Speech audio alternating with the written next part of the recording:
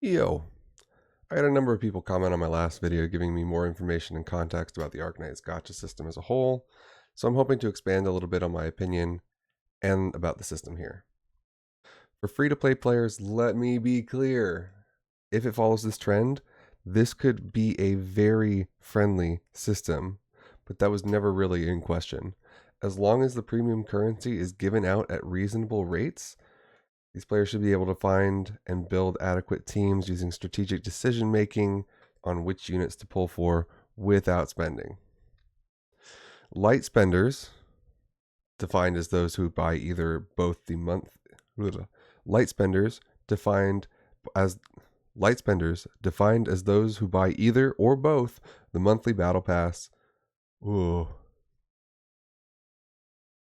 Light spenders, defined as those who buy either or both monthly and battle passes, should have very little to worry about and could possibly even be able to acquire all the characters without much difficulty, or can avoid much of the day-to-day grind free-to-play players would typically have to engage in.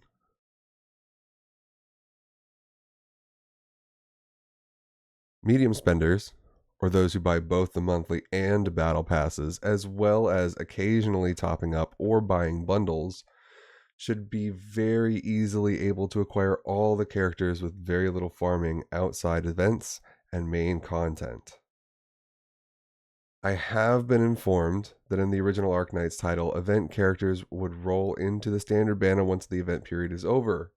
If this holds true in Endfield, acquiring characters you skipped or dupes of characters you own could naturally happen over time. This would increase the passive value for the three groups I previously mentioned and enhance their experience in the game, as there is always an opportunity to both vertically and horizontally power up your account, even on lost 50/50s. But again, informed free-to-play players up to medium spenders were never in question.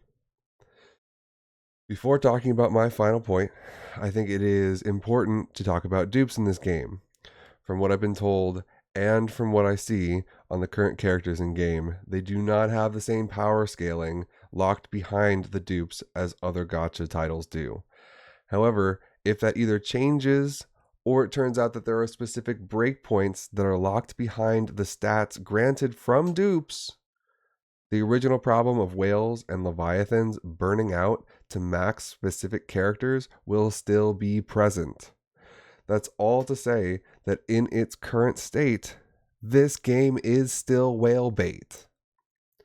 The amount of money an individual player can theoretically spend on a single character is astronomically higher than in other gacha games.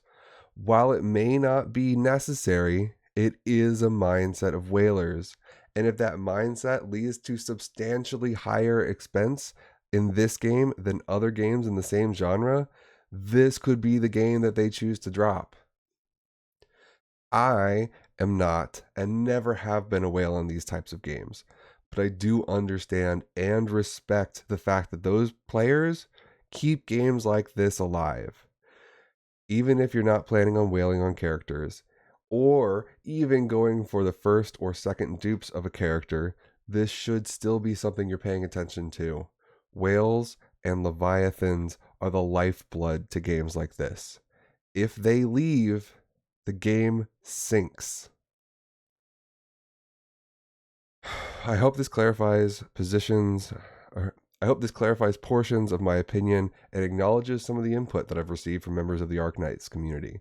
I'm slowly trying to grow as a creator, and if you hate, I hope this clarifies portions of my opinions and acknowledges the input that I have received from members of the Arknight community. I'm slowly trying to grow as a creator, and hey, if you made it this far, a like and subscribe would be extremely appreciated.